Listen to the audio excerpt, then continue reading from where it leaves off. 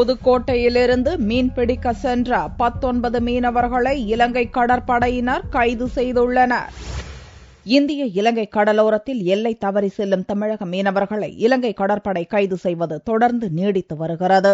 கைது செய்யப்படும் மீனவர்கள் அந்நாட்டு சிறையில் மாத கணக்கில் அடைக்கப்பட்டிருப்பதால் மீனவ குடும்பங்கள் கடுமையாக பாதிப்படைவதோடு அவர்களின் நிலை குறித்த தகவல் கிடைக்காமல் தவிப்படைந்து வருகின்றனர். இந்நிலையில் புதுக்கோட்டை மாவட்டம் ஜெகதாப்பட்டினம், கோட்டைப்பட்டினம் ஆகிய பகுதிகளிலிருந்து 40க்கும் மேற்பட்ட படகுகளில் புதன்கிழமை அன்று மீன்பிடிக்க கடலுக்குள் சென்றனர். இந்திய கடல் எல்லைப் பகுதியில் மீனவர்கள் மீன்பிடித்துக் கொண்டிருந்த போது வியாழக்கிழமையன்று காலை அங்கு வந்த இலங்கை கடற்படையினர் 19 மீனவர்களையும் அவர்களுடைய 5 படகையும் சுற்றி வளைத்து கைது செய்தனர். பின்னர் அவர்களை இலங்கைக்கு அழைத்துச் சென்ற கடற்படையினர் காங்கேசன் துறைமுகத்தில் வைத்து விசாரணை நடத்தி வருகின்றனர். இலங்கை சிறையில் உள்ள 100க்கும் மேற்பட்ட மீனவர்களை விடுவிக்க கோரி ராமேஸ்வரத்தில் மீனவர்கள் போராட்டம் நடத்தும் சூழலில் மீண்டும் தமிழக மீனவர்கள் கைது செய்யப்பட்டிருப்பது மீனவர்கள் மத்தியில் பெரும் அதிர்ச்சியை ஏற்படுத்தியுள்ளது.